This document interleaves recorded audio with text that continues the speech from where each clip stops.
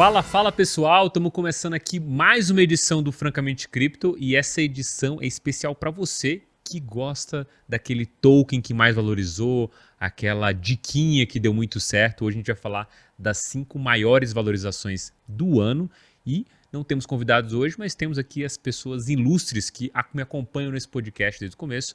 Luca Benedetti e o Rony Schuster. Primeiro dando boas-vindas aqui ao Luca Benedetti que está do meu lado direito. E aí, Luca, tudo tranquilo ou mais ou menos? Mais ou menos. Mais ou menos, né? Acho que eu vou começar a torcer pro Real Madrid. Boa, não, aí é sacanagem. Aí é igual quando você joga no FIFA com esses times, né? O pessoal sempre cai em cima. Eu sei porque eu jogo com o Real Madrid e ninguém me apoia muito nisso, não. E você, Rony, direto do Rio de Janeiro aí, como é que tá? Tranquilo, calor, bastante calor aqui, apesar da chuva, mas tudo bem. Beleza, Vamos para as valorizações. Chove e fica abafado, né? Beleza, hoje a gente vai tratar das 5 maiores valorizações que aconteceram até esse ano. A gente fez um crivo aqui, óbvio, né? Se você quiser puxar os 3 milhões, mentira, tô exagerando, mas uns 6 mil, 30 mil ativos ali que tem no mercado, você vai achar aquela coisa que valorizou 3 bilhões de por cento, mas óbvio você vai ver ali um volume pequeno, uma quantidade mínima negociada, que não faz muito sentido. A gente tentou pegar os protocolos aqui que fossem próximo ou um pouco maior do que 1 bilhão de dólares para ter um pouco desse crivo, né? Isso mostra para a gente que esses ativos aqui têm um mínimo tamanho de mercado possível, um volume negociado que caracterizem que existe ali próximo de um consenso de mercado que esses têm que ser os caras que mais valorizaram e óbvio também vamos falar aqui para você do que foi o motivo que fez essas subidas e também esclarecer ali o que cada um desses ativos faz. A gente tem mais ou menos aí 1 hora de podcast, então se a gente está falando dos 5 ativos, a gente vai ter ali alguns minutinhos para falar de alguns deles. Eu vou tentar tomar cuidado com o tempo aqui, espero que vá tudo certo aqui.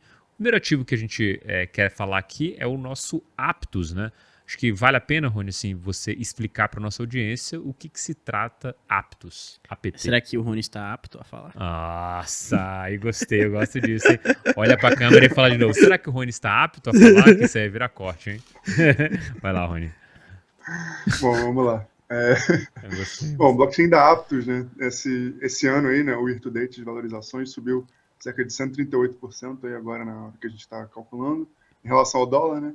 72% em relação ao Bitcoin, então uma valorização expressiva aí desde o início do ano. Mas o que é a Aptos, né? A Aptos é um blockchain Layer 1, né? Que vem, como todos os blockchains Layer 1, como a gente falou também agora há pouco, com essa ideia aí de roubar o market share da rede da Ethereum, né? É um blockchain que funciona no modelo Proof of Stake, e o que é interessante aí é que ele foi criado pela equipe lá que era da Libra, da Meta, né? do antigo Facebook. E aí, quando o Facebook decidiu fazer o shutdown aí da divisão de metaverso e blockchain deles, os caras simplesmente se juntaram aí em 2 grandes times e resolveram seguir com o projeto das blockchains, né? Um time foi aí para Aptos e o outro foi para Sui, que foram aí os 2 últimos grandes lançamentos de Layer 1 que a gente teve nos últimos tempos, beleza? Eles usam uma linguagem de programação diferente, né? O Move, que é baseado em Rust, bem diferente aí da stack da Ethereum, que usa mais Solidity.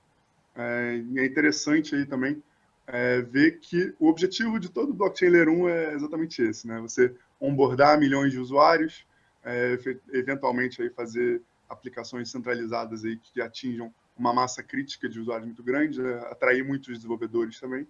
E, obviamente, a Aptos não está diferente nesse ponto, né? Outro ponto também que é bem comum nesses Ethereum Killers é você anunciar aí de cara que você consegue fazer uma quantidade estupenda de transações por segundo, transações em paralelo, né? O que efetivamente pode ser verdade, mas a gente sabe que quando a gente tem um blockchain que fala isso, a gente tem que ver casos de estresse, né? Pessoas efetivamente usando a mainnet da rede, testando para ver se ela realmente aguenta aí toda essa carga. E aí só aí que a gente consegue efetivamente bater o martelo e dizer se funciona ou não a parte de tecnologia. A gente já viu, por exemplo, a Solana, né, que a gente vai falar um pouquinho mais para frente também, sofrendo um pouco com essas previsões aí de TPS que ela tinha no passado.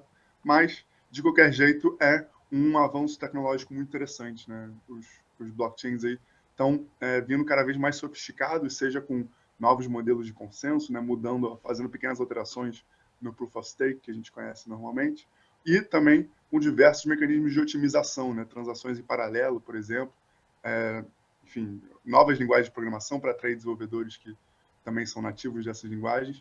Isso é muito interessante de acompanhar, mas a própria Aptos aí, né, quando ela foi lançada, ela sofreu muito no início, porque a gente estava num momento ruim de mercado de modo geral, E aí, né, no começo desse ano, junto com a grande maioria dos criptoativos, ela começou a recuperar bem. Por isso que ela foi aí uma grande valorização que a gente tem desde o início do ano, né? Alguns dos pontos aí que podem ter favorecido esse crescimento, né, além desse hype aí de ser um projeto novo, né, e de ter uma equipe relativamente conhecida e forte por trás, que é essa equipe que veio do Facebook, é justamente o fato da própria Ethereum, né, que é o grande vilão de todos esses layers 1, ter atrasado aí algumas atualizações, né, por exemplo, ter jogado a solução de escalabilidade lá para o final do ano agora, que vai ser o Dencun Fork, né, que ia sair aí no Chapela Fork agora em abril, mas foi adiado, né? Então, todos esses adiamentos dão mais fôlego e dão mais sobrevida aí para essas Layers 1 tentarem roubar o market share da rede da Ethereum, né? Mas, como você falou também no início, né, é um projeto relativamente pequeno. Se não me engano, estava com 1,8 bi de market cap, né? Então, um valor ainda consideravelmente pequeno, mesmo para o mercado cripto, que ainda é pequeno também. E isso também favorece um crescimento muito acelerado, né? Então, quando é anunciado aí o blockchain e os desenvolvedores começam a criar as primeiras aplicações, muitos usuários migram aí, tentam experimentar, até mesmo com a expectativa de ganhar algum airdrop no futuro também, né? Algo que também atrai muitos usuários. Mas outro ponto positivo também é o próprio suporte de venture capitalists por trás do projeto, né? A gente teve, por exemplo, a A16Z, que é um dos maiores VCs aí do mundo, fazendo aportes consideráveis na Aptos, a própria o próprio braço de VC da Binance também investindo muito no ativo, e isso conseguiu fazer com que a gente tivesse essas valorizações expressivas nesse ano aí, né? Acho que esse é um resumo aí de modo geral. Tem mais alguma dúvida específica da Aptos? Cara, eu queria só comentar um negócio da Aptos, assim, que é uma coisa que toda vez que a gente vê esses Layer 1, Layer 0, qualquer um que seja... Agora eles abandonaram esse negócio de Ethereum Killer, né? Acho que passou de moda aí, acho que a moda agora é outra. E toda vez que vem isso, vem duas coisas sempre, né? Uma é TPS, que você já comentou, vinha junto, óbvio, com o Ethereum Killer, e principalmente que aquilo vai melhorar, substituir, trazer mais desenvolvedores, trazer um ganho de fato para a comunidade como um todo. Mas quando a gente olha para isso, são todas coisas ainda em construção, né? Eu não sei o caso da Aptos aqui, mas óbvio, em construção no sentido tudo está em beta, mas eventualmente você tem um projeto que ainda está no pré-beta, né? Ainda está na construção ainda de alguma coisa que seja minimamente viável ali para as pessoas usarem. E aí o caso da Aptos para mim claramente sucinta isso da mesma forma que a Sui, né? Você tem um projeto mega hypado, com grandes investidores por trás, que de alguma forma começam a publicar essas coisas dizendo que o projeto é bom, aquilo sai numa mensagem da vida, e óbvio, né? O analista ali está reproduzindo alguma coisa que ele leu, que ele viu e que relativamente faz sentido. Assim, se o cara explica para ele que o TPS funciona, para mim é a mesma lógica de eu falar, cara, numa avenida aqui, você tem um fluxo de carro XPTO, sei lá, 10 carros a cada segundo que pode passar aqui. Mas aí no dia a dia aquele negócio muda, porque no dia que uma moto atravessa para um lado, trava um cara, trava o outro de trás, o outro buzina, ao invés de querer passar direto, trava e o negócio cai para dois. Então, assim, o dia do dia a dia é mais difícil. E nesse quesito, fica a pergunta, vou interessar para você, Rony, que trouxe o case específico, que cara, a gente está vendo agora o começo do ano, o mercado se animou, beleza, a gente está vendo agora as coisas que mais subiram aqui nesse ponto. Isso para você é uma leitura de que o mercado se anima, voltou a se animar com o Layer 1, todo mundo esqueceu que o Ethereum draga todo mundo, ou na verdade tem um caráter que é mais pontual, eventualmente, desse começo do ano, com Aptos? Qual que é a sua leitura sobre isso, assim?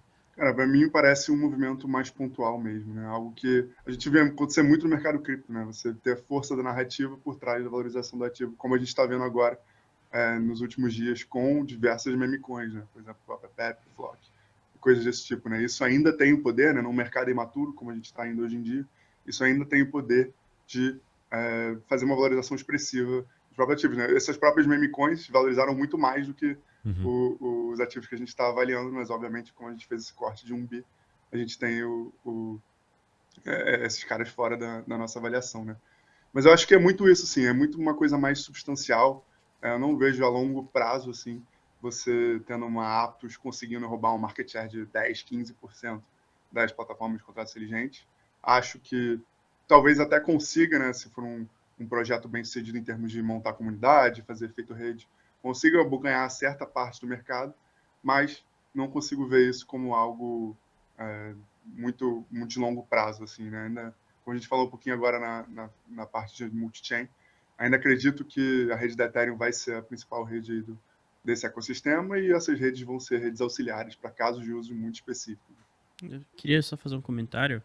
Acho que a questão da Aptos tem um negócio bem particular dela, que ela foi lançada num dos piores pontos do bear market. Assim. Foi quando a galera já tava em pânico, em desespero. E aí saiu o lançamento da Aptos, né? Acho que tem muito a ver com isso também, essa valorização, né? Quando o mercado dá um respiro, a Aptos voltou a crescer muito por conta disso, porque aquele lançamento dela foi no fundo do poço das almas do bear market, e aí com esse respiro do mercado ela vem e ganha muita força junto, né? Acho que é muito por causa disso também. Legal. Talvez uma questão realmente pontual aqui dessa valorização que mostre o hype que no tema anterior ficou guardado para talvez esse momento, né? As pessoas estavam a fim de comprar, esperam um melhor momento para comprar e esse talvez tenha sido o melhor momento para compra desse ativo. Maravilha. Bom, isso finaliza aqui o nosso primeiro case de sucesso até agora no ano e vamos para o segundo. Esse eu peguei para mim, que é o nosso The Graph, né? O The Graph é um protocolo que a gente já ouviu falar bem no passado. Ele se trata sobre infraestrutura, né? É basicamente uma indexação de consulta de dados de blockchain, acho que é um resumo bom para isso. O Luca, que adora uma API, adora consultar coisas de blockchain, pode até me complementar nesse quesito. A gente está falando de APIs abertas e o que eles chamam de subgraphs, né? Que são essas, talvez, eu ia falar rotinas, né? Mas a rotina faz sentido porque ele está puxando sempre o dado, né? Essa rotina de verificação, puxando o dado do blockchain e conseguindo fazer com que aquilo você consiga fazer leituras melhor do blockchain, né? Para a gente que é research, isso é bem útil, né? Mas o nosso caso específico, acho que o Dune Analytics já serviria nesse quesito, né? Mas aqui, acho que é de blockchain para blockchain, a gente tem muitos aplicativos usando isso hoje, aqui dos estados, a Audios, a Uniswap, a Open, NS, a DAOstack, Synthetix, Malloc e tantos outros aqui. A gente está falando aqui, assim como da Aptos, de uma infraestrutura. Claro que a Aptos talvez é um passo anterior a essa infraestrutura, e a gente está falando do porquê que esse negócio subiu até esse momento, né? Acho que do principal que eu colhi, ele adicionou várias outras chains, né? A Gnosis, a Base da Coinbase, né? Acho que foi um passo bem importante. Além de ser preciso, ele foi muito rápido nessa integração. A Arbitrum, a Avalanche, a Celo, Optimism e a Fento também foram integrados nisso. Uma outra coisa que também é interessante pela usabilidade, a integração com a Arbitrum. Parte das recompensas ficaram disponíveis dentro da Arbitrum para esses usuários da própria rede. O crescimento do projeto também chama atenção. A gente teve 776 subgraphs que foram publicados e hospedados na The Graph. Esse crescimento é de 26% quando a gente compara o quarto anterior, né? Então a gente está nesse primeiro quarto, puxa o quarto anterior, um crescimento de 26%. Quando a gente está falando no mercado que está em queda, para mim é um desses sinais gritantes que eu gosto de falar. Alguém está mentindo aqui. Ou é o preço, ou é a valorização do coisa, né? No sentido de, cara, a gente teve um aumento de 26% e o preço, eu não esqueci de falar no começo aqui, a gente está falando de uma valorização de 100% aqui em dólar desse ativo. E quando a gente olha por quanto ele está depreciado versus um patamar que, pensando, né, tipo, imagina a quantidade de subgraphs que ele tinha no hype do mercado, ele cresceu em cima daquilo e quanto que ele está subvalorizado. Outra coisa que a gente vê aqui é no ecossistema de indexadores ativos, um crescimento de 58%, de delegadores e de curadores. Aqui não vou entrar no detalhe de cada um desses, porque acho que não é o momento, a gente está falando da evolução dele em si. Um aumento de 41% no trimestre na receita em dólares da taxa de consulta. Isso, para mim, é uma das coisas mais relevantes na questão do crescimento. A gente está falando de pessoas que estão usando de fato. Isso é engraçado porque eu estava estudando um outro projeto também de infra, né? Acho que eu estou me mergulhando mais em infra, justamente porque eu acho que eu estou acompanhando os VCs. Todo mundo está investindo nisso, é o call mais baba que tem, e acho que é muito fácil de você ver se esse negócio está tracionando ou não. Está usando desses protocolos e, cara, muita coisa interessante acontecendo do ponto de vista de atualização, mas não tracionando. E esse talvez seja um dos principais quesitos quando a gente está olhando a infraestrutura.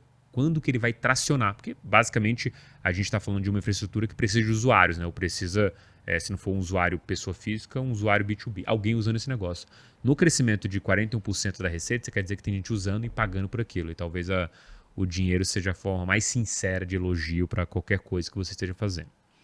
Sexto ponto aqui, a receita de prêmios de indexação aumentou 48% no trimestre, em termos, óbvio, de dólares, né? Então, o token em si, como ele valorizou mais esse período, a gente pegou e olhou aqui em dólar, porque é o que faz mais sentido. E a migração contínua de contratos inteligentes do protocolo da The Graph para Arbitrum. Isso aqui responde por usabilidade. E eu acho que é uma das coisas que a gente até discutiu em outros podcasts sobre o uso da rede Arbitrum e o quanto que esse negócio de fato vai trazer uma melhoria de user experience para o usuário. A The Graph está visualizando isso, até porque quando a gente está falando dessas consultas dentro do blockchain, ele simplesmente está olhando para dentro do outro blockchain, puxando alguns dados que servem para ele tomar uma decisão. Esse uso desse negócio, ele tem que ser extremamente barato, porque a gente não está falando de uma consulta do tipo de uma API que eu vou consultar uma vez agora e outra daqui a 2 semanas. Não, eu vou consultar recorrentemente que eu preciso desse dado. Isso aqui é uma coisa bem relevante na minha visão. Quando eu olho para a infra, né, uma coisa que a gente consegue traçar bem a evolução e a The Graph tem feito bem esse papel. Então, acho que é um crescimento até sustentável. Né? Até por isso, quando a gente traz esses protocolos com mais de 1 bi, a gente encontra esses consensos, né, essas possibilidades aqui do que justifique mesmo o crescimento e não só uma euforia momentânea no mercado ou uma narrativa, que eu acho que é muita coisa que a gente encontra em protocolos menores. Beleza? Alguém quer fazer alguma pergunta sobre isso? Não, eu queria fazer um comentário sobre isso. Eu acho que é muito curioso você ver esse DEP, que é um DEP de infra, crescer tanto num bear market, né? Acho que diz muito de quão aquecido está essa construção no bear market, quão aquecido está esse desenvolvimento, quantas pessoas estão desenvolvendo novas aplicações e quantas estão plugando na infraestrutura que já foi construída no passado, né? Então, acho que é um insight muito interessante que eu tiro disso, que cara, esse crescimento tem muito a ver com quanto as pessoas estão construindo. Cara, e é uma boa você falar, porque assim, das nossas 5 maiores atualizações até agora no ano, esse primeiro TRI, todas são infra. Então, aquilo que a gente fala do ciclo, e a gente monitora isso semanalmente no nosso Call Crypto no Discord, que o destaque grande sempre vai ser infra, né? Assim, eu não lembro de a última semana o destaque pra gente foi NFT e DeFi, se eu não me engano, mas as outras, vou chutar aqui, 8 semanas, todas elas tiveram mais investimentos em infraestrutura, que é aquilo que a gente fala que é o call mais baba do Venture Capitalist, que ele, cara, é fácil entender isso, né? Eu gosto muito dessa frase que se cripto der certo, precisa de infra. Eu aposto que a cripto vai dar certo, eu tenho que apostar em infra, porque vai permear. Não existe uma tecnologia que se deu certo sem infraestrutura. Então, é inerente a esse crescimento. E os nossos projetos aqui em destaque foram nessa direção também. Alguma coisa aí, Rony? Eu posso passar para o próximo aqui. Não, só um comentário. Eu gosto muito desses projetos que geram receita, né? Isso, por incrível que pareça, não é tão comum. A gente tem muitas empresas, né, protocolos, que só geram inflação, né, que não se pagam, e o The Graph não é um desses, né? Pelo contrário, está até com receitas crescentes.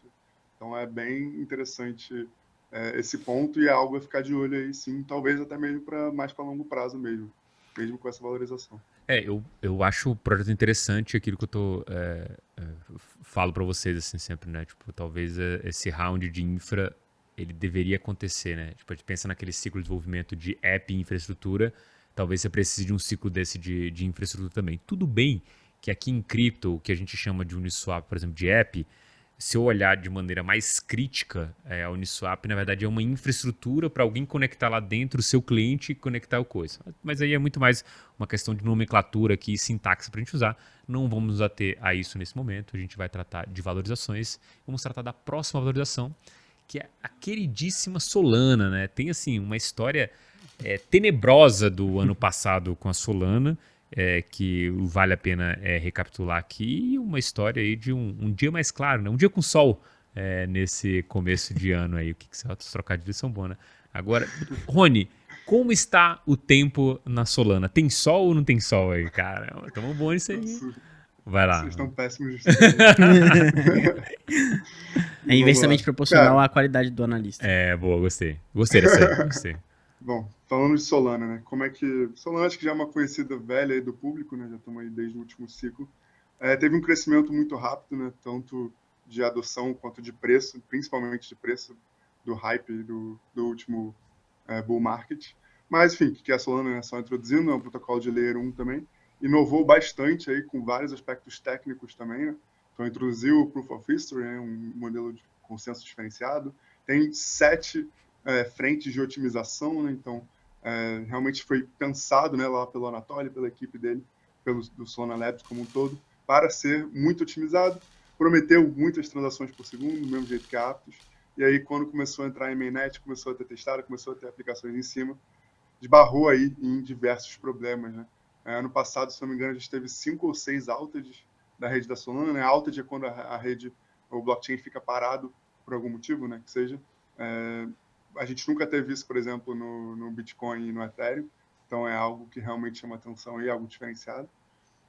Mas conseguiu pegar um nicho muito interessante, né? Como a gente falou no último capítulo, né? Eles têm uma comunidade de NFTs razoavelmente grande, né? Óbvio, nem a da Ethereum é grande ainda em termos absolutos, mas dentro das comunidades de NFT é razoavelmente leal e grande. E também tem algumas frentes interessantes, aí, principalmente a frente de mobile, que a gente já falou, né? Com o Solana Saga, que está indo agora para o público. Vamos ver como é que isso vai reagir de modo geral no mercado, mas, obviamente, não dá para falar da Solana sem falar da grande derrocada da FTX e da Alameda, né? Que é o primeiro grande ponto aí que, no final das contas, agora causou essa valorização da recuperação, mas ano passado fez com que a Solana, no final do ano, principalmente, caísse aí, se não me engano, até 95%, 96% lá em relação ao all-time high, né? Ou seja, praticamente, só para quem não sabe, né, a FTX, via Alameda, era o principal mecenas aí do ecossistema da Solana, patrocinando diversas aplicações, próprio desenvolvimento da rede, e com a derrocada quase que em uma semana, né, da exchange, eles foram muito, muito fortemente afetados aí, por causa desse movimento. Chegou-se até a cogitar, né, eu lembro que vários analistas falando que talvez a Solana acabasse depois disso, e aí agora o meu apelido aí da Solana é o Fênix, né, porque justamente renasceu aí das cinzas da FTX, provou que apesar de tudo aí o ecossistema ainda existe, né, obviamente, né, não saiu sem machucados desse evento, né, não tinha como não sair, mas ainda está vivo, ainda tem gente utilizando, ainda tem devs, principalmente os devs que gostam mais de Rust, né, estão muito alinhados aí com esse ecossistema. E esse é o primeiro grande motivo de valorização do ativo aí nesse ano, né, nesse year to date. Eu peguei os dados aqui, esse ano chegou a valorizar 100% também em dólar e 40,5% em relação ao Bitcoin. Muito porque talvez a porrada tenha sido muito grande pós-FTX, né? Como a gente falou, né, eles estavam muito envolvidos, então o público acreditou aí, muita gente chegou a acreditar que ia ser o fim da Solana, e como não foi, as pessoas começaram a remontar posições ou até mesmo gostar de narrativas como essa do mobile e de NFTs, que é muito grande no ecossistema, e começaram a renascer aí, por isso a Fênix, do blockchain da Solana, beleza? O projeto, de modo geral, como eu falei, é tecnicamente promissor, mas tem algumas falhas aí na sua implementação, né? Mas o time por trás do Solana Labs, né, e do próprio desenvolvimento da Solana, é um time muito capaz também, e isso é um ponto muito positivo. Justamente esses problemas aí de alta, de atraso do relógio que eles estavam enfrentando, eles já têm planos aí para combater isso, já estão até um pouquinho atrasados na implementação, mas já tem ideias para resolver isso, então é interessante acompanhar. É um ativo que eu vejo com bons olhos aí para o longo prazo, principalmente também, pelo que a gente falou, né, na tese multi-chain. Eu acho que tem espaço aí para um blockchain desse tipo, dado que eles arrumem todas as pendências que estão aí, principalmente devido a essas falhas técnicas. E eu acho que vai depender muito aí de como que vai evoluir a própria comunidade da Solana, né? Tanto em número de desenvolvedores, quanto em comunidade ativa mesmo, né? Usando as aplicações e coisas do tipo. Acho que isso que vai determinar aí o caminho futuro do ativo, mas, de novo, gosto da ideia de ter uma posição pequena, né? Para não ter muito risco, mas estar exposto aí a um ativo que tem tantas otimizações técnicas e que provou que consegue sobreviver aí ao cisne negro que foi a queda da FTX. Queria só fazer um comentário que esse cenário da Solana me lembra muito o que o último bear market foi pro Ethereum também. Nossa, verdade. A gente tinha um cenário de terra arrasada gigantesco no Ethereum. Você teve vários times que fizeram ICO, que arrecadaram o Ethereum, que estavam despejando no mercado ao longo do bear market. O Ethereum chegou a valer, se não me engano, 30... Não, $80. $80, né? $80. É absurdo. É, e isso aconteceu assim num tempo muito curto, né? A gente saiu do all-time high lá nos US$ 1.400 para US$ 80 em um tempo curtíssimo. Então, lembra muito o que aconteceu com a Solana. E a gente, o Ethereum sobreviveu, graças a Deus. E, e a gente viu esse crescimento gigantesco do ecossistema nesse último ciclo, né? Então acho que pode ser que a gente veja algo parecido com a Solana, né? Ela passar por essa dificuldade para lá na frente ela ver um ciclo de crescimento muito forte e a comunidade continuar com o projeto, né? Acho que isso é o mais importante, né? O Ethereum não morreu porque a comunidade continua acreditando no projeto. E acho que a comunidade da Solana está indo num caminho muito bom, porque pelo menos não parece que eles estão pensando em abandonar o barco, né? Eles continuam firmemente ali com o projeto, então fico feliz com isso e acho que a Solana pode ter um caminho brilhante aí pela frente. Cara, chegou a bater isso mesmo. Pô, abaixo de US$ 100 ele foi, o ETH, acabei de ver aqui. Cara, sobre esse negócio da Solana, eu tenho, assim, algumas dúvidas, receios e também algumas teses por trás, né? Sempre acreditei que esse blockchain aqui era uma opcionalidade, né? E muito numa visão de que a gente olha para o Ethereum, olha o desenvolvimento aí multi-chain, eu olho para aquilo e para mim está muito claro que tudo que a Polkadot quis construir como sendo esse hub centralizador aí, em que tudo orbita em torno dele, é o que o Ethereum conseguiu fazer de maneira orgânica, né? Principalmente pela ideia de que tem mais desenvolvedores, cresce a base relativamente muito mais rápido que seus pares, né? A própria Polkadot, que é o segundo blockchain ali com mais desenvolvedores, ele não cresce à mesma velocidade que o Ethereum, então esse cara está na frente, está indo mais rápido que o segundo colocado. Para mim a conta mostra muito essa direção e por isso a gente tem vários projetos com módulos EVM, né? E aí, quando eu olho para Solana, ele é o único cara que está correndo por fora aqui e ele vira uma opcionalidade por isso.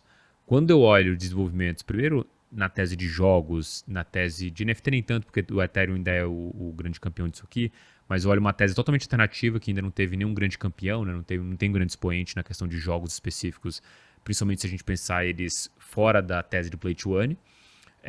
E além desse negócio, você tem, e aí para mim o grande ponto, o Saga, né, que é o desenvolvimento mobile ali, que é o celular, que quando eu olho pro mundo lá fora, eu vejo, meu Deus, por que não tem ninguém abraçando esse mobile e só a Solana com opcionalidade tem, já que é tão óbvio que o mundo está migrando para o mobile, né? Pra você ter uma ideia, não existe hoje, na minha visão, como usuário, uma carteira que seja boa no mobile. A gente olha a MetaMask, por exemplo, não acha uma experiência boa e seria o cara para justamente ganhar isso. Talvez por uma questão do próprio negócio em si, talvez pela própria utilidade do Ethereum, mas ter alguém dedicado com Saga faz muito sentido.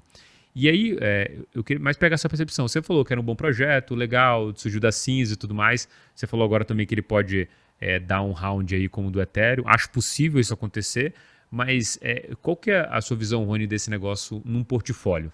Tipo, tem espaço para eu trocar uma parte de Ethereum para ele? Quanto ou não? Ficaria numa aposta ali que eu não, entre aspas, não seria concorrente do Ethereum, teria, porque talvez se esse negócio valorizar no ciclo, eu estaria pegando uma grande porrada? Ou ele pode substituir percentualmente o Ethereum como opcionalidade?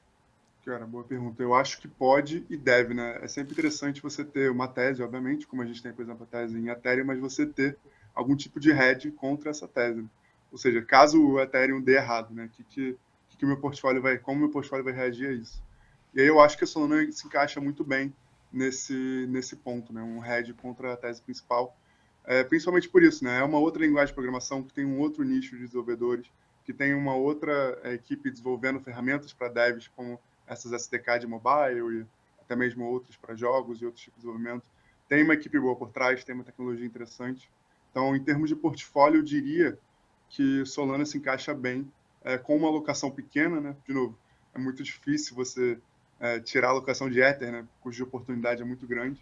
Mas eu teria uma alocação, como eu tenho, na verdade, pequena em Solana, justamente para ser essa antítese aí ao Ethereum, né? Caso na baixa probabilidade que o Ethereum venha a falhar, eu acho que um grande player que pode assumir parte do lugar dele, ou pelo menos grande parte desse mercado, seria a Solana. Obviamente, né? Tem que bater na tecla desses problemas técnicos, que são muito negativos para a Solana, mas, como eu falei, já estão em caminho de serem resolvidos.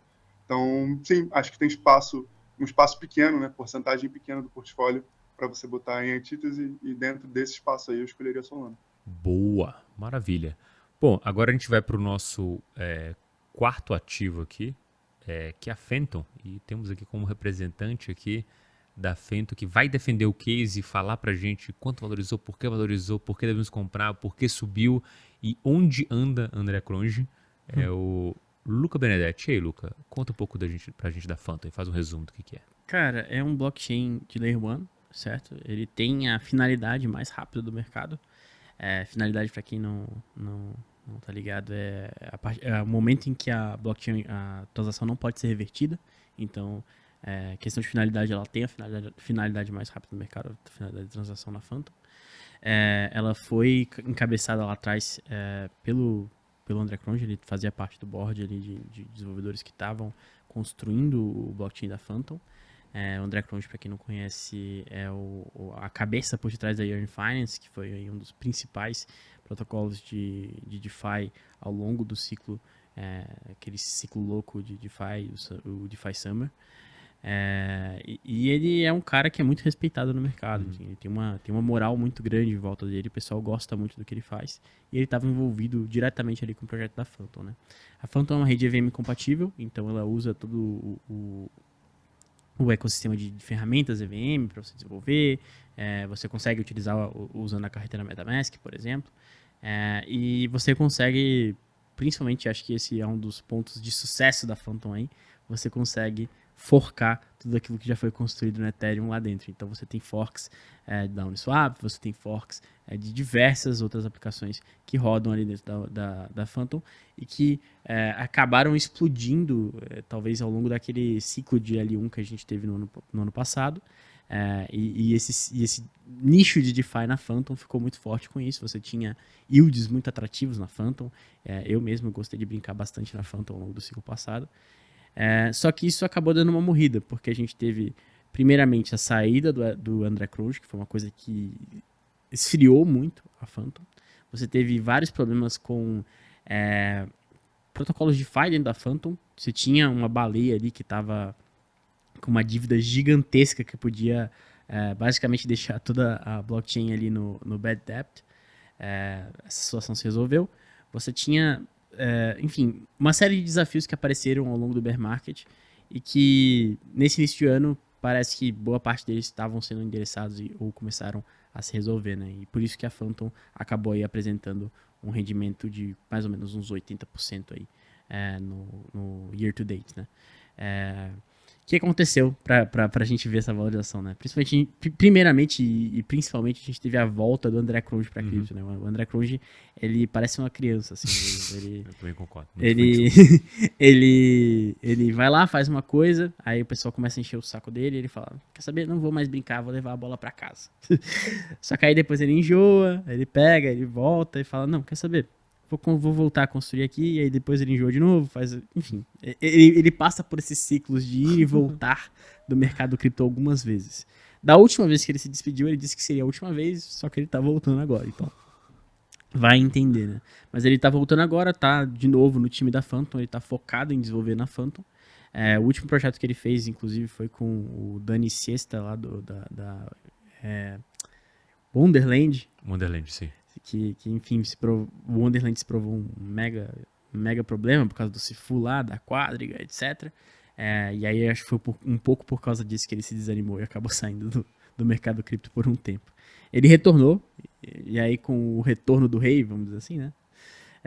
Voltou também o ânimo com o blockchain. Além disso, eles passaram por algumas otimizações, principalmente em relação a uma stablecoin nativa que eles têm lá, que se chama a FUSD, que ela funciona com um mecanismo de sobrecolateralização, só que ela estava com um problema que basicamente ela não conseguia segurar o PEG. Então, esses problemas começaram a ser corrigidos, isso também trouxe aí um pouco de animação para o protocolo. Mas acho que, de forma geral, o principal fator para essa valorização foi essa volta do André Cronje, que é um cara que tem uma moral gigantesca com o mercado, e por isso que a volta dele teve esse impacto tão grande. Obviamente que a Phantom também passou por uma desvalorização muito forte ao longo do bear market, e isso impactou muito tanto o TVL quanto o market cap da Phantom. A Phantom, se eu não me engano, já chegou a estar ali no top 20, com o bear market. Agora ela está em 60 de market cap, 64, se eu não me engano. Então, teve uma queda muito intensa, e acho que como houve talvez um oversold aí na Phantom, com essa volta do André Cronje, a volta da narrativa, as pessoas começaram a comprar, o market cap é menor, o impacto de preço também é maior. Então, acho que tem muito a ver essa volta do André Cronje com a performance da Phantom. Maravilha. Quanto a Phantom, você citou aqui de ser EVM compatível, né? E óbvio, quando você olha para a figura do André Cronje, parece um cara muito apegado a essa questão da descentralização, desenvolver, tirando uma parte da infantilidade ali de ir e voltar toda hora, né? Você não passa muita confiança nesse sentido. Lá atrás a gente ouvia que era um protocolo muito bom do ponto de vista de utilidade mesmo, né? Da velocidade de execução. Você brincou lá dentro, você viu isso, assim. Como que você desenharia a Phantom nesse mundo multi-chain? Existe alguma aplicação específica que funciona hoje muito bem lá dentro? É DeFi, é outra coisa? Qual que seria o papel dela nesse mundo? Cara, acho que hoje o maior hub que tem lá dentro é de DeFi, né? As pessoas usam muito mais o DeFi do que qualquer outra coisa lá dentro. Então, acho que para DeFi ela tem se provado aí muito útil, mas eu acho que se for para dizer qual o lugar dela nesse mundo multi-chain, acho que aplicações que precisam de finalidade rápida, né? Porque por mais que a gente tenha rollups, tanto os ZK rollups quanto os próprios Optimistic rollups, a gente não tem a finalidade tão rápida quanto a Phantom. Então, se você precisa da finalidade mais rápida possível, acho que a Phantom é o nicho que você tem que estar. Você talvez não consiga isso com o ZK Rollup, talvez não consiga isso com o Optimistic Rollup, que a finalidade do Optimistic Rollup ela demora até uma semana para você ter finalidade. No ZK Rollup é mais rápido, mas aí você depende do tempo de finalidade do Ethereum, que ele é um pouco contestável, porque você tem que ter N blocos ali para poder dizer que aquela transação foi finalizada de fato, porque você tem todo aquele esquema de consenso que o Rony até já comentou várias vezes lá na comunidade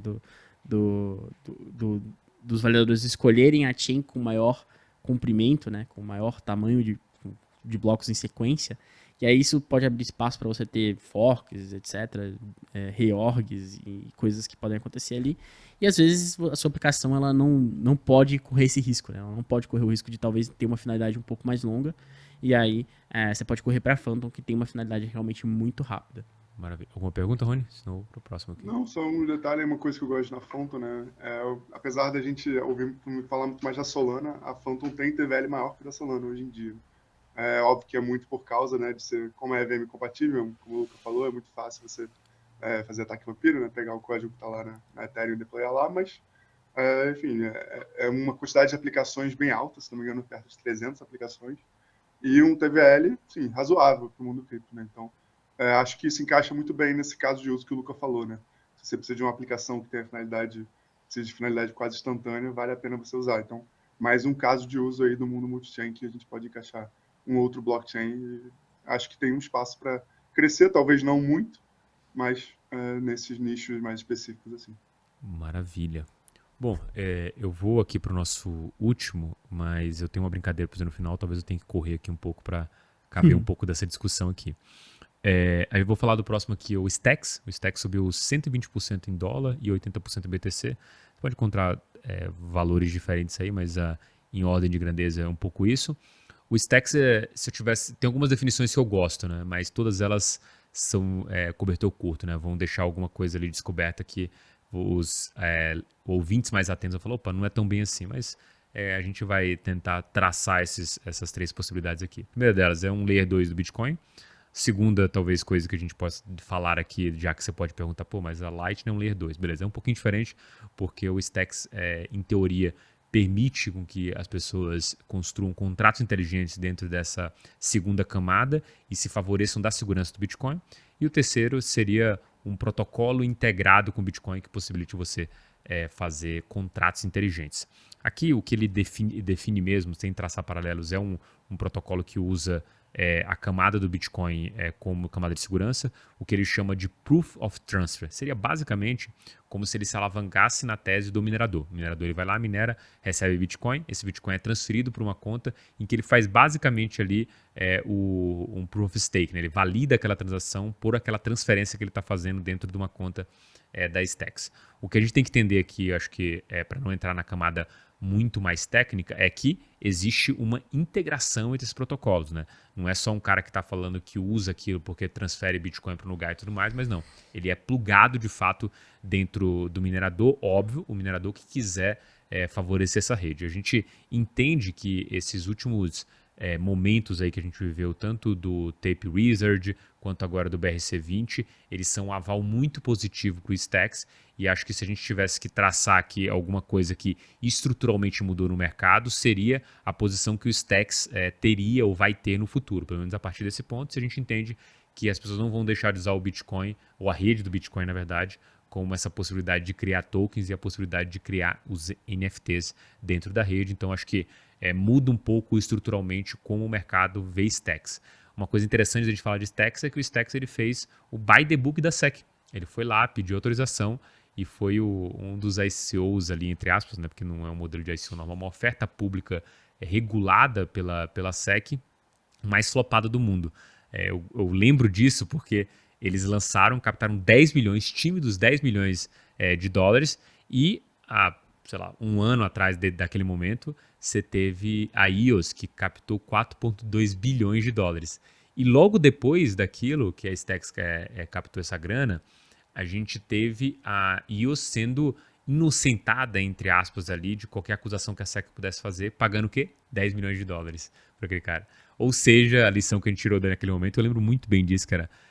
Faça o ICO, capte bastante grana, contrate bons advogados e pague a multa que você tem. E é bom ver o discurso da EOS, que era muito assim: não fizemos nada de errado, não estamos admitindo que nem fizemos e fizemos tudo certo, mas estamos pagando uma multa aqui para se eventualmente tiver alguma... Assim,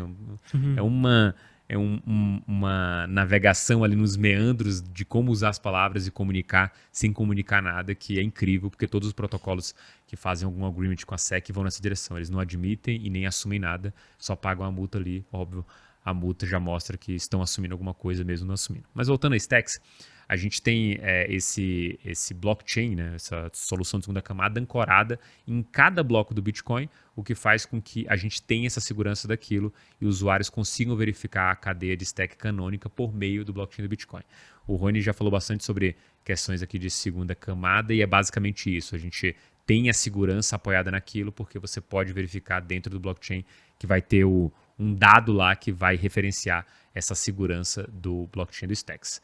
Quanto às coisas que favoreceram esse crescimento, essa valorização e também a própria evolução da infraestrutura, a gente teve uma média diária de usuários e endereços ativos crescendo 76% e 42% respectivamente.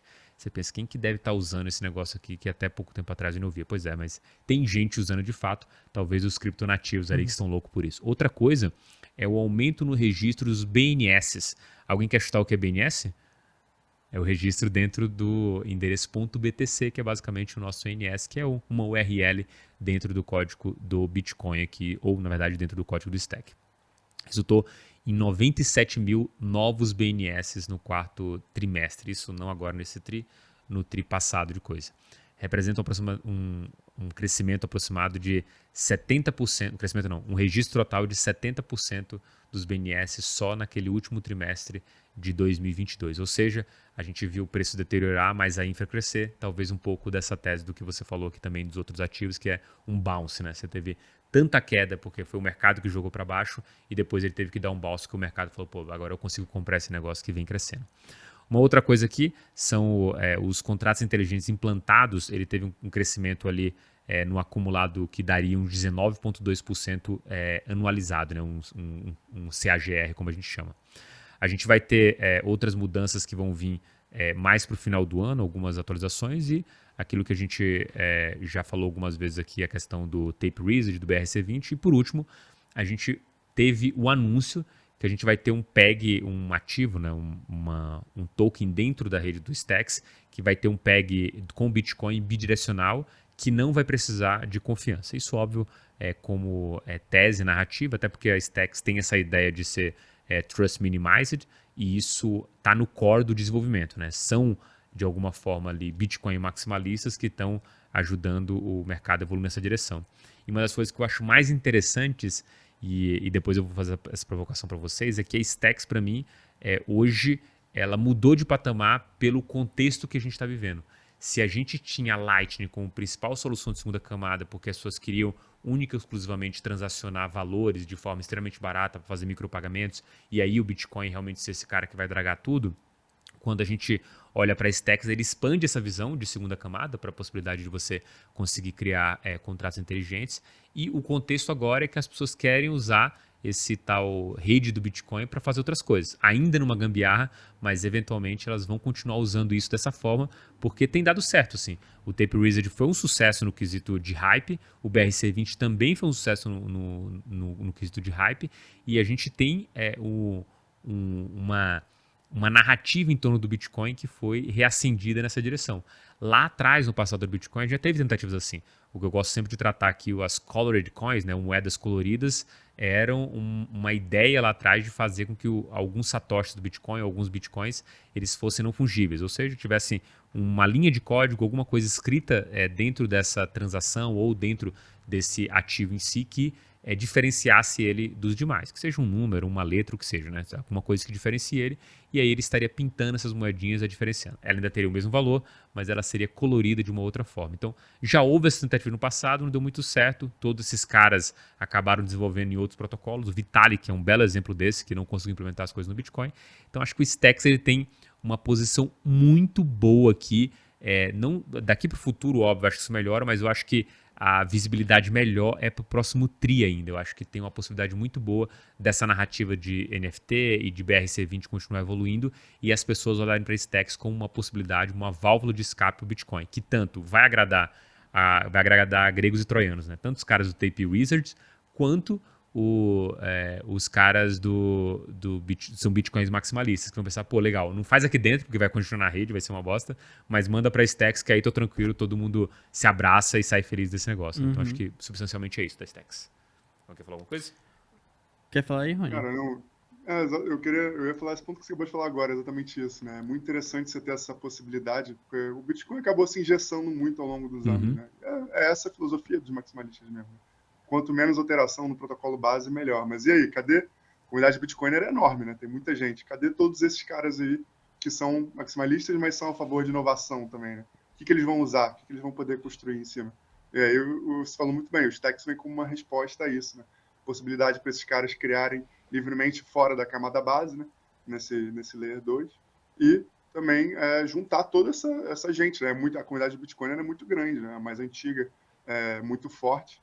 Então, se você conseguir efetivamente ter muitos desenvolvedores trabalhando no Stacks e usando isso para trazer novidades para o Bitcoin sem alterar a camada base, não vai deixar os maximalistas putos, né?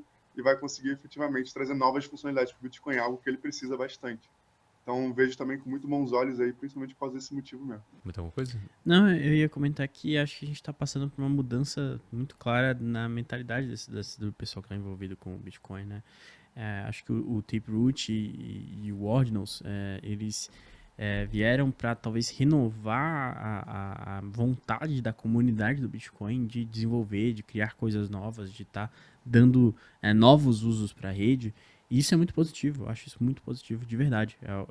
Eu gosto de ver que os caras estão mudando a cabeça e pensando em construir, em fazer coisas novas. Obviamente que você tem os cabeças duras ali que vão falar que estão, isso é um ataque ao Bitcoin, vocês estão congestionando a rede, não sei o quê. Mas é interessante ver esse caminho, porque até pelo que eu comentei no outro podcast, o Bitcoin ele é a rede que você tem a maior imparcialidade de todas. Não tem como você competir com isso. A partir do momento que você tem uma infraestrutura ali que te permite construir tudo aquilo que você pode construir nas outras redes ali dentro, você tem um caminho para crescer absurdo, porque você tem algo que ninguém tem, que é essa imparcialidade que o Bitcoin tem. Legal. Cara, antes da gente entrar na mineração da semana, que vai ser o Rony que vai dar essa dica pra gente, já passei essa tarefa pra você, já pensou que vai estar lá. Eu queria um quiz rápido aqui. Desses 5 ativos que a gente tem, eu posso ler para vocês, Aptos, The Graph, Solana, Phantom e Stacks, quais desses ativos, e eu vou dar as condições de contorno para vocês, vocês acham que vão aparecer aqui dentro do top 5 no próximo TRI, pensando no final do semestre aqui, como valorizações do...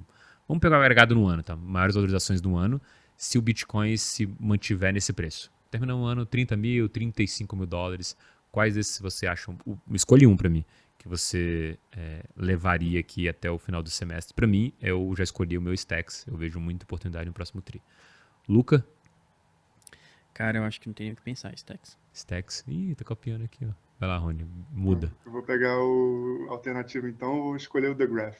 The Graph, Acho algum que motivo tem muito especial ou caso de você uso. querer ser contra? Não, eu acho que tem espaço para crescer, principalmente por causa do uso, já que a gente falou bastante, né?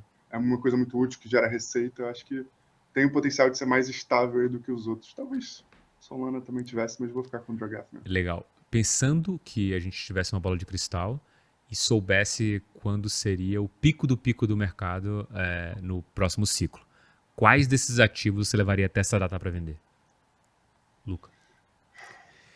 Até essa data? Até essa data. Sabendo que você vai ser tal data, eu vou vender naquela data, vai ser o pico do mercado, eu vou extrair o máximo de valor possível. Essa é a intenção. Eu quero extrair o máximo. Solana. Rony? Acho que Solana também, talvez Solana e The Graph. Eu iria por Phantom. Eu acho que nesses cenários o que mais sobe é o que menos presta, entre aspas, o que está mais depreciado aqui. Boa. Agora, que ativo você acharia que daria, toparia o risco de carregar para sempre, até o momento que você falasse que ia sair do mercado cripto? Desses 5? Desses 5. Pergunta difícil. Pergunta difícil. Então, esses 5. Solana. Vou de Solana também. Eu levaria Solana com opcionalidade. Essa defesa eu levaria no bolso. E quais, tirando desses 5 ativos aqui, quais que você acha que até o final do ano, tirando esses ativos, pode ser esses ativos ou tirando esses, você acha que pode ser um dos grandes campeões dos ativos com mais de $1 bi hoje, né? Pensando nos ativos grandes aqui. Coisas que você conheça. Até o final do ano. Até o final do ano. Quem é o cavalo pequeno que vai chegar lá na linha de chegada, é isso? Pode ser grande também, né? Eu tô falando mais de $1 bi, vale até a ponta da tabela, Bitcoin e Ethereum, né? Putz. Olha, essa pergunta é dificílima. E eu acho que, como a gente tá falando aqui de até o final do ano, eu vou falar o que a narrativa tá puxando, que é Stacks. Eu acho que essa pergunta é mais Cara, difícil, eu acho. Confusa, né? Tem essa muita é variável, né? difícil. Bitcoin Eu sobe, desce. vou me arriscar aqui. Vou jogar um Polygon aí, que tá fora da lista, mas tá na lista dos grandes também. Eu, ao contrário de vocês, sou um pouquinho mais bullish aí nessa narrativa de ZK deles. Quero ver como é que vai avançar isso. Então acho que eu escolheria Polygon mesmo. Polygon. Cara, na verdade, eu fiz essa pergunta pra vocês, eu nem pensei que eu ia fazer. Eu tinha pensado... não, vou Você falou olhar. que podia ser qualquer ativo, né? Pode ser qualquer ativo. Então escolhi Polygon. Até o final do ano. Cara, eu não acho que o Bitcoin deve testar novas máximas ali. Eu iria na defensiva, ali pro Ethereum mesmo. Se fosse pensar. E talvez até o Bitcoin, mas não vou... USDC. O SDC, é verdade. O grande campeão é o que menos caiu, né? Bem descarregado até o final do ano. Talvez esse seria a visão mais correta, mas não, pra mim é muito mais caro ficar fora desse mercado e tá errado do que apanhar no curto prazo. Então, levaria isso. Bom, estamos chegando aqui ao final, mas antes temos a mineração da semana. E, Rony, o que você trouxe pra gente aí? Vamos de mineração. Eu trouxe um texto da própria Solana Labs, né, que está lá no site da Solana, que é explicando um pouquinho de uma das atualizações que eles fizeram, se não me engano, mês passado, 6 de abril, que é chamada State Compression. Né? O que é isso? Eles basicamente vão conseguir, uma vez aplicada a atualização, né, comprimir a mintagem de diversas NFTs. Né? Quanto mais NFTs você mintar, mais barato vai ficar a mintagem de cada um desses NFTs. Né? Nesse artigo tem até a tabelinha aí dizendo quanto que seria de preço de cada um, e já adianto para vocês que é muito baixo. Né? Então isso é um daqueles pontos que eu trouxe, né, de que a Solana tem inovações técnicas muito interessantes.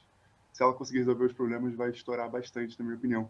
E aí, só para vocês terem um gostinho, né, essa tecnologia, se fosse mintar 1 milhão de NFTs, custaria cerca de $110. Algo que é totalmente sonho na rede da Ethereum. Vai se tornar possível uma vez que a gente conseguir implementar essa atualização. Então, estou bem ansioso por isso aí. Acho que pode ser um driver de valor grande para esse segmento de NFTs da Solana aí. E acompanhar para ver quando é que vai sair. Maravilha. Bom, obrigado, Johanny, pela numeração da semana. Obrigado, Luca, aí, nesse debate incrível aqui que a gente mostrou as maiores valorizações do mercado. Obrigado você que ficou até o final aqui. E não esquece de seguir o canal, de ativar o sininho, de dar o like nesse vídeo e mandar para o seu amigo para ele entender como esse mercado está evoluindo. Perfeito? Eu vou ficando por aqui.